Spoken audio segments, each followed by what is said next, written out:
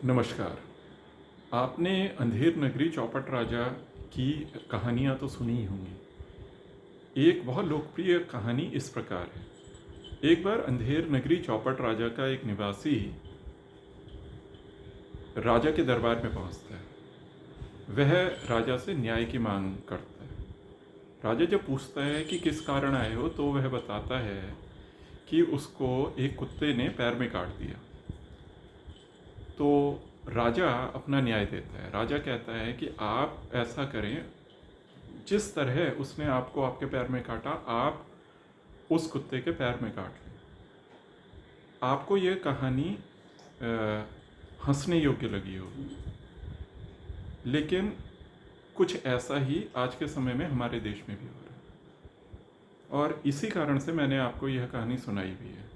जब से supreme court का फैसला आया है, जिसमें यह कहा गया है कि जो स्ट्रे डॉग्स हैं उनको आपने वैक्सीनेशन के लिए, ट्रीटमेंट के लिए, स्टरलाइजेशन के लिए या किसी भी कारण से आप अगर उनको उनकी जगह से उठाएंगे तो वापस उनको वहीं पर ही छोड़ेंगे, और साथ में शेल्टर्स में केवल किसी बीमार जानवर या फिर किसी ऐसे जानवर को ही रखेंगे जिसको कि ट्रीटमेंट की ज़रूरत है या कोई और कारण है। तब से आपने अपने सिर में, आपने का अर्थ यह है, बहुत सारे ऐसे लोगों ने, सबने नहीं लेकिन बहुत सारे लोगों ने एक ऐसा अपने सिर पे एक रिस्पॉन्सिबिलिटी उठा ली है कि आप सड़कों पे लाठी डंडे लेकर चल रहे हैं और आप ये सोच रहे हैं कि सारा ही जो स्ट्रे डॉग है उसको आप सीधे मार पीट कर सीधे आप उसको शेल्टर्स में भेज दें। और आप वहाँ एक दूसरी बात भी कह रहे हैं, अगर कोई फीडर किसी जानवर को, कोई संवेदनशील व्यक्ति किसी जानवर को कुछ फीड करा रहा है, तो आप वहाँ पर सुप्रीम कोर्ट के फैसले को गलत तरीके से कोट कर रहे हैं, और आप ये कह रहे हैं कि सुप्रीम कोर्ट ने ये कहा है कि आप इनको ऐसे खाना नहीं खिला सकते, जबकि आपको ये क्लियरली पता है कि सुप्रीम कोर्ट ने ऐसा नहीं कहा है। सुप्रीम कोर्ट ने ये कहा है कि डेजिग्नेटेड प्लेसेस, कुछ ऐसी चुनिंदा प्लेसेस हर सिटी में, हर टाउन में, हर कस्बों में होंगी, जहाँ पर कि जो एनिमल फीडर हैं वो उनको वहाँ पर खाना दे पाएंगे। अब देखिए, आपकी जो सारी जो आपके दिल की जो दुर्भावना है वह इस तरीके से आ रही है कि आपने इस सारी लड़ाई को दो खेमों में बांट दिया है। जैसे आप अपने को सोच रहे हैं कि आप बहुत ही तर्कशील व्यक्ति हैं, और जो दूसरा जो संवेदनशील व्यक्ति है जो कि जानवरों के बारे में सोच रहा है, आप उनको सोच रहे हैं कि वे आपकी राह में एक तरीके से बाधक हैं। तो आपको अपनी बुद्धि से ये बात बिल्कुल सही लग रही है, लेकिन आप थोड़ा अपने कुशाग्र बुद्धि का इस्तेमाल करें तो आप ये पाएंगे कि ऐसा नहीं है। आपको भी ये क्लियरली पता है कि किसी भी जानवर की जनसंख्या को रोकने का, ये हम 2025 में रह रहे हैं, ये हम कोई 1950 में नहीं रह रहे हैं कि आप वही लाठी डंडों वाला कोई तरीका किसी भी पशु पर अपना लेंगे, किसी भी मनुष्य पर अपना लेंगे। अगर आप अपनाएंगे तो बाहर जो भी देखेगा उसको आपकी ये चीज़ें असंवेदनशील ही लगेंगी। वो आपको एक बहुत ही, जिसको बनाना रिपब्लिक कहते हैं, उसी तरीके से देखेगा, आपको बहुत एक पिछड़े देश की तरह देखेगा। कोई आपकी इमेज लाठी डंडों लेके जानवर को अगर आप मारने जाएंगे तो इससे आपकी कोई इमेज बहुत ज़्यादा कोई स्ट्रांग नहीं होगी।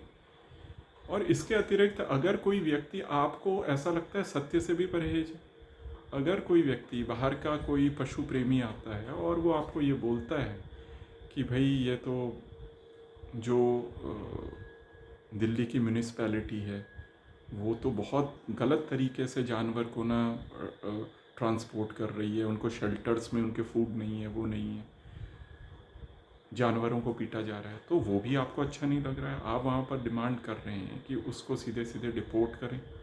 तो देखिए, सत्य के साथ रहिए। सत्य की बहुत कमी है देश में इस समय, और अगर आप ऐसे नहीं करेंगे तो अपने से ही झूठ बोलेंगे।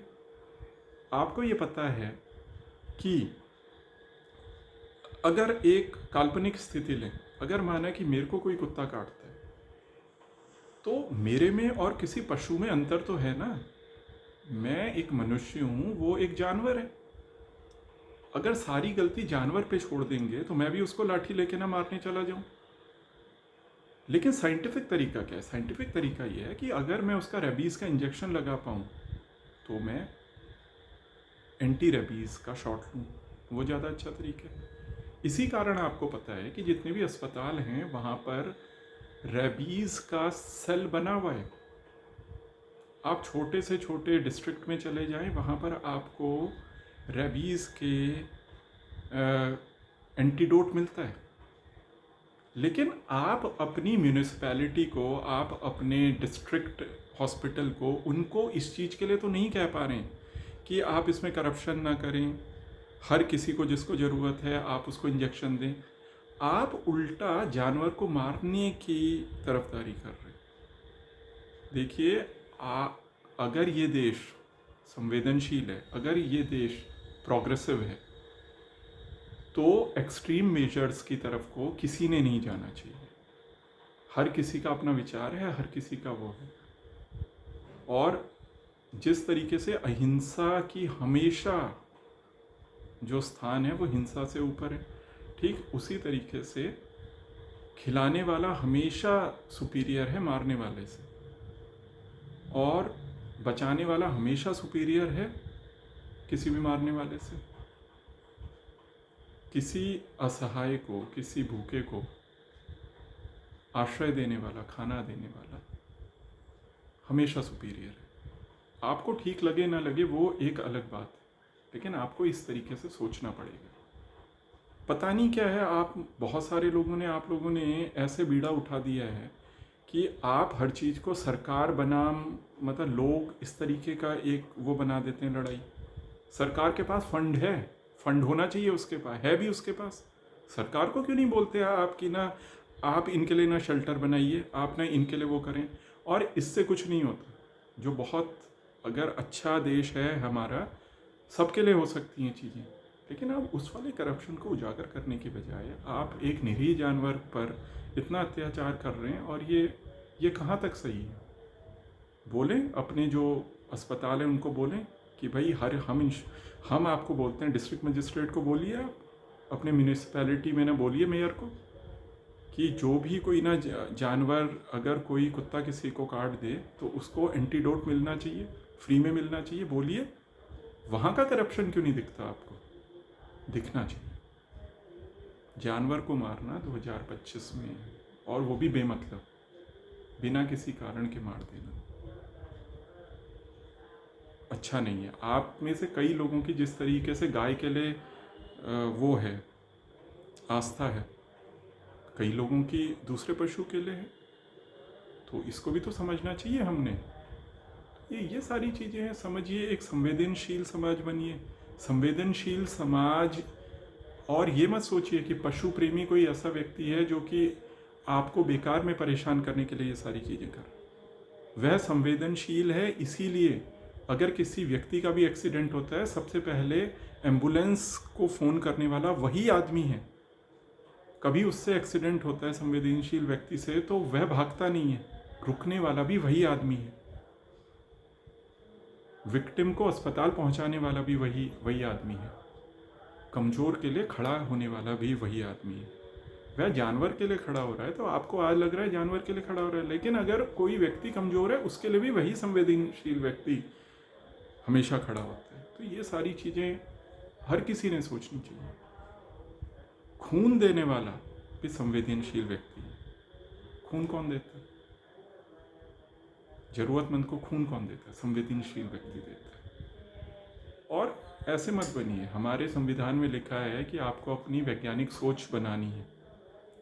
डेटा निकालिए आप। बहुत सारे लोग बोलते हैं रेबीज़ हो रही है, रेबीज़ कितना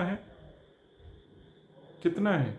1 लाख में 1 केस से भी कम होगा, जिसको कि आप सीधे एंटीडोट से सीधे आप उसकी रोकथाम कर सकते हैं।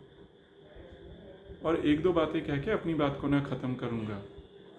अगर कोई व्यक्ति बहुत धार्मिक है तो उसको तो अपने आप ही समझना चाहिए कि आप कुत्ते को कुत्ते की तरह देखिए, भैरव की तरह देखिए। अभी आप पितृपक्ष में आप अपने पूर्वजों को पूजेंगे। जब पूर्वजों को पूजेंगे तो उनको अगर कोई अन्न देंगे आप, अपने हाथ से कुछ खिलाएंगे, किसके किसके थ्रू खिलाएंगे? कौवे के थ्रू खिलाएंगे, कुत्ते के थ्रू खिलाएंगे, गाय के थ्रू खिलाएंगे? ये तो आपके कल्चर का पार्ट है। तो इतनी ज़्यादा असंवेदनशीलता क्यों है? और एक बात कह के अपनी बात को ख़त्म करता हूँ। समाज में आप ये देखते हैं कि माँ बाप बच्चों की ओर बहुत ध्यान देते हैं, लेकिन बच्चे अपने ओल्ड माँ बाप का ध्यान नहीं रखते। ये भी तो संवेदनशीलता की कमी है। आप बच्चे को असंवेदनशील बना दीजिए शुरू से। किसी जानवर की केयर करने से ना मना कर दीजिए, किसी भी जानवर को संवेदनशीलता की नज़र से देखना बंद करवा दीजिए। बच्चों को बुली बना दीजिए। अभी गाजियाबाद में कुछ महीने पहले क्लिप्स आई हैं, छोटे छोटे बच्चों ने कुत्ते के पिल्लों को, छोटे छोटे पपीज़ को उन्होंने 3rd फ्लोर से नीचे फेंक दिया। अगर बाद में यही बच्चे अपने माता पिता को के साथ अत्याचार करें या उनको ना देखें या उनको ओल्ड एज होम में भेज दें, तो क्या उसमें कोई लिंक आप उसमें कुछ ना जोड़ पाएंगे? एक संवेदनशील समाज बनिए। संवेदनशीलता की आवश्यकता बहुत है, और ये तो एक जानवर की बात है। लेकिन आप ये सोचिए कि असंवेदनशील व्यक्ति हर किसी के लिए असंवेदनशील होता है। छोटी सी लाइफ है, इसको अच्छे से वो करिए, तर्क शक्ति बढ़ाइए और मेरी बात पर विश्वास नहीं करिए। ये देखिए कि रेबीज़ का कितने लोगों को रेबीज़ होती है, कितनी पूरी पॉपुलेशन है, कितने लोगों को कंट्री में एक साल में ना रेबीज़ होती है। फैक्ट को देखना सीखिए, फैक्ट को पढ़िए। तो ये वीडियो बहुत दुख के साथ मैंने बनाया, और बस इससे ज़्यादा कुछ नहीं कहना है। बस एक बात कह के अपनी बात को ख़त्म करता हूँ। आप आज यहाँ फ्लैट्स में नए आए हैं।